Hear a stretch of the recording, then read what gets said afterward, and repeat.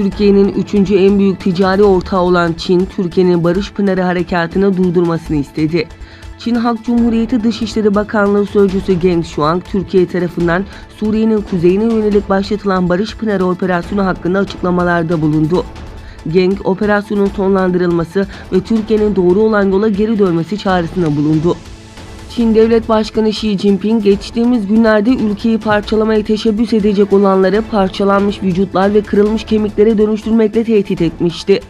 Konuyla ilgili açıklama yapan Etik Başkanı Abdülcelil Karakaş, Çin'e sert tepki gösterdi. Karakaş yaptığı açıklamada, Doğu Türkistan'ı işgal eden ve cinayetlerin en büyüğünü gerçekleştiren Çin, utanmadan Türkiye'nin güvenli bölge oluşturarak ülkedeki Suriyelileri yerleştirme girişimine karşı çıkıyor.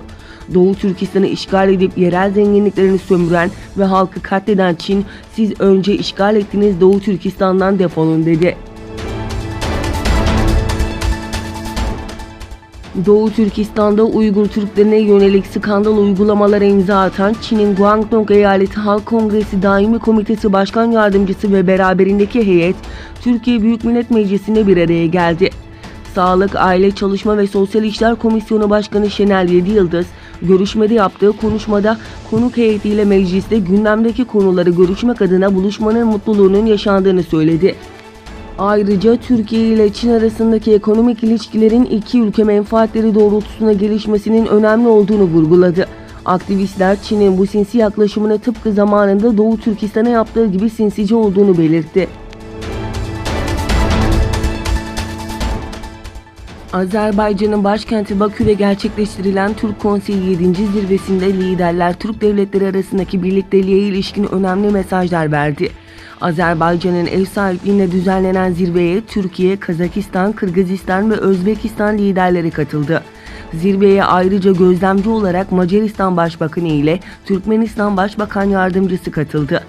Ekonomik ve stratejik konuların ele alındığı zirvenin sonuç bildirgesinde Barış Pınarı Harekatı'na destek kararı yer aldı.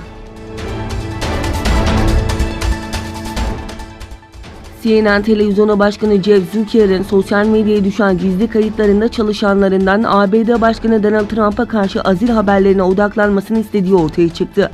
Zucker'in tarihi verilmeyen sabah toplantısında çalışanlarına yönelik yaptığı belirtilen konuşmasının ses kaydında diğerleri umurumda değil, sadece Trump'ın azline odaklanalım dediği duyulduğu aktarıldı.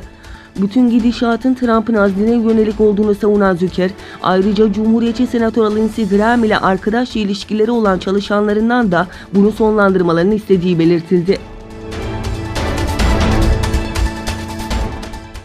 Türkiye'nin terör örgütü PKK-YPG-SDG'ye karşı başlattığı Barış Pınarı Harekatı tüm hızıyla devam ediyor.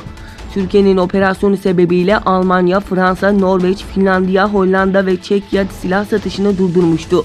İspanya ise gerilimin daha da tırmanması durumunda Türkiye'deki Patriot hava savunma sistemlerini geri çekeceğini açıklamıştı. İngiliz parlamentosunun alt kanadı Avam Kamerası'nda milletvekillerinin sorularını yanıtlayan İngiltere Dışişleri Bakanı, Türkiye'ye silah ihracatı lisanslarını sürekli ve dikkatli inceleme altında tutuyoruz. Suriye'deki askeri operasyonlarda kullanılabilecek hiçbir yeni silah ihracatı lisansı vermeyeceğiz dedi.